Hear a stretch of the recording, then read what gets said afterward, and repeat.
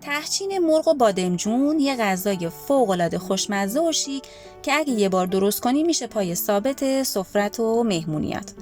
سینه مرغ به همراه 2-3 لیوان آب، پیاز، فلفل دلمه، سیر، زردچوبه، فلفل سیاه و کمی نمک رو گذاشتم تا آب پس شه. بهتره بذارید آبش بیشتر کشیده شه تا ادویه ها به خورد مرغ بره. بعد پخت مرغ رو ریش کنید. برنج که از قبل با آب و نمک خیس کردین و داخلش آب جوش بریزین به همراه نمک و روغن.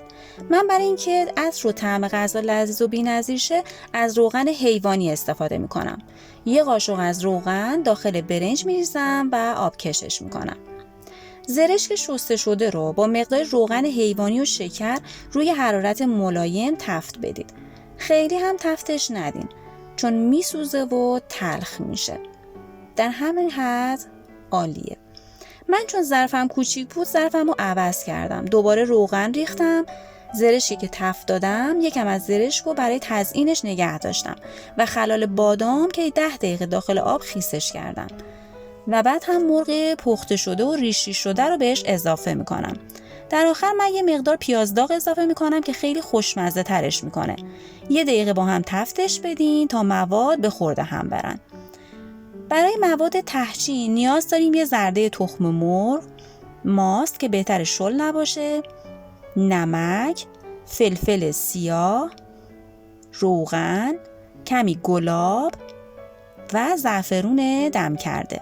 زعفرون حسابی بریزید که خیلی خوش طعم و خوش عطرش میکنه.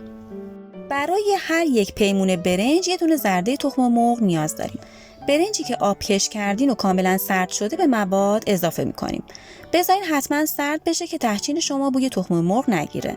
خیلی هم نباید شل شه. کف قابلمه روغن بریزین، بذارین روی حرارت تا آب بشه، بعد کنجد رو میریزین. میتونید از هر چیزی که خودتون دوست دارین برای کف قابلمه استفاده کنین. یه لایه از مواد تحچین بریزین و خوب فشرده‌اش کنین. و بعدش یه لایه بادمجون سرخ شده بهش اضافه کنید. دوباره روش برنج بریزین، خوب فشرده‌اش کنین. خوب که فشرده‌اش کنین موقع برگردوندن راحت قالبی در میاد. و مواد مرغی رو که آماده کرده بودیم میریزیم روش. دوباره روش برنج میریزیم. این کار رو میتونید لایه لایه تا جایی که قابلمه پرشه تکرار کنید. در آخر هم من روش یه مقدار روغن حیوانی ریختم که بره قشنگ به خورد برنج رو گذاشتم روی حرارت ملایم و حدود 45 دقیقه تا 1 ساعت دم بکشه. بعد بذارید 5 دقیقه تو قابلمه بمونه، بعد خیلی راحت قالبی برش گردونید. این غذا همینطوریش هم عطر و طعم بی‌نظیری داره ولی با روغن حیوانی فوق‌العاده بی‌نظیر میشه.